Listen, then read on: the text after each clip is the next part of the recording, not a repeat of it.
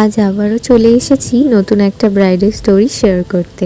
এই তো আমরা লোকেশনের উদ্দেশ্যে বেরিয়েও পড়েছিলাম আর পৌঁছেও গিয়েছিলাম একদম অন টাইম, কিন্তু ব্রাইড অনেকটা লেট করে ফেলায় আগে আমরা শাড়িটাই রেডি করে রাখছিলাম। বলো, লেট তো অনেকটা হয়ে গেছে, এবার বলো কেমন মেকআপ চাই?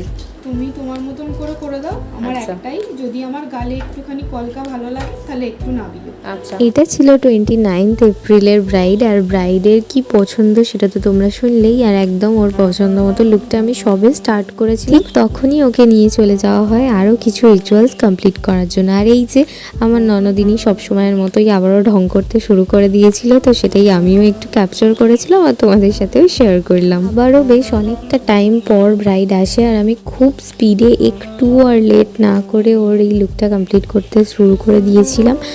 এখানে ওর পছন্দ মতোই একদম কলকাটা কিন্তু আমি করে দিয়েছিলাম, যেমনটা ঠিক ও বলেছিল। দেখো এখনো অবধি তো ওর পুরো লুকটা কমপ্লিটই হয়নি, তার আগেই ওকে কতটা মিষ্টি লাগছিল।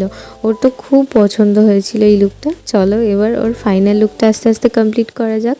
এখানে আমি ওকে ওর পছন্দের মুকুটটা পরিয়েছিলাম, যেটা ও আমার থেকেই কাস্টমাইজ করিয়েছিল। আর হ্যাঁ, তোমাদের অনেককে আবারও জানাই থ্যাংক ইউ। তোমরা আমার বিয়ের লুকটা থেকেই অনেকেই এই মুকুটটাই বারবার চুজ করছো, যেটা আমার জেনে খুব ভালো লাগে। আর লাবণী কিন্তু একটা খুব সুন্দর আর্টিফিশিয়াল গাজরাও অর্ডার দিয়েছিল। দেখো এটা কিন্তু সামনে থেকে দেখে একদমই মনে হচ্ছিল না যে এটা রিয়েল ফ্লাওয়ার না। তো এই ছিল লাবণীর ফাইনাল লুক। কেমন লাগছে তোমাদের জানিও কিন্তু অবশ্যই। একদম ওর পছন্দ মতো করার চেষ্টা করেছি আর খুব শর্ট টাইমে। চলো এবার ওর থেকেই জেনে নেওয়া যাক ফাইনাল লুক কেমন লাগলো। যেমন ভেবেছিলাম সেরকমই, তার থেকে অনেক ভালো। Thank you. আর শর্ট টাইমে করে দিয়েছি তো? একদম পুরো টাইমে করে দিয়েছো, আমি লেট আসার পরে। ঠিক আছে, আর নেক্সট দিনের জন্য এক্সাইটেড? ঠিক আছে, পরের দিন জানবো মেকআপ কেমন স্টে করলো। তো ব্রাইডের কতটা পছন্দ হয়েছিল এটা তো তোমরা ওর কাছেই শুনলে।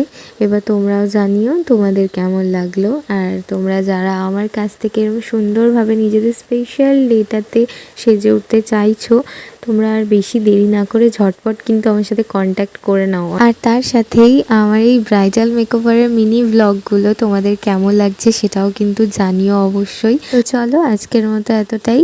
নেক্সট ব্লগে আমি লাবণীর রিসেপশন লুকটাও তোমাদের সাথে শেয়ার করতে চলেছি। সবাই খুব ভালো থেকো, সুস্থ থেকো।